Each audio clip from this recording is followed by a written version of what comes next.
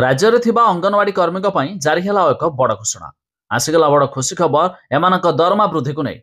एने एक जारी है बड़ अपडेट। डिटेल रे जानिबा ता पूर्व वीडियो को लाइक करंतु, सब्सक्राइब करनथिले एबे सब्सक्राइब करी पाखर थिवा घंटी चिन्ह को दबाई दियंतु। आंदोलन ओहरिछंती अंगनवाड़ी कर्मी और सहायिका।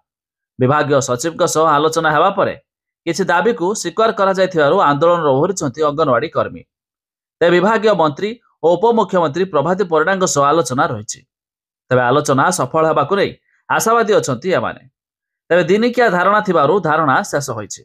आगकु जदि दाबी पूर्ण न हुए पुणी राजरास्ता को ओह्लाइबा बोली संघ पक्षरु कहा जायछि।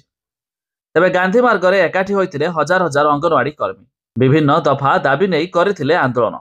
ते मासिक 10,000 टंकारु वृद्धि करी 18,000 टंका दरमा, पिलांको मिलुथिबा खाद्यर टंका बढ़ाइबा, पेंशन लागू सह अवसर समय आर्थिक सहायता मिलिबा भली दाबी करिथिले। तेबे सेमाने बहिष्कार होइथिबा कर्मी को पुनर्नियुक्ति लागि मध्य दाबी करिसंती। तेबे निर्वाचन पूर्वरु सरकार देथिबा प्रतिश्रुति लागू करिया पई दाबी करी अंगनवाड़ी कर्मी माने आंदोलन को उल्हाइछंती। एहासो हॉटकुक मिल पाई मुंड पिछा 7 टंका 20 पैसा सर्वमोट मिलुथिबा बेले एहाकु वृद्धि पाई मध्य दाबी कराइछ। एपटे मिलुथिबा सूचना मुताबक खूब शीघ्र एमानक दरमा वृद्धि हेबा नै सूचना रहिछि। एनै मध्य राज्य सरकार तरफरु विधिवत भावे घोषणा आसिबाकु जाउछि। तेबे आपण माने अधिक जानिया पई वेबसाइट र लिंक आमे डिस्क्रिप्शन रो दैछु। आपण माने जाई मध्य चेक कर दे पारिबे।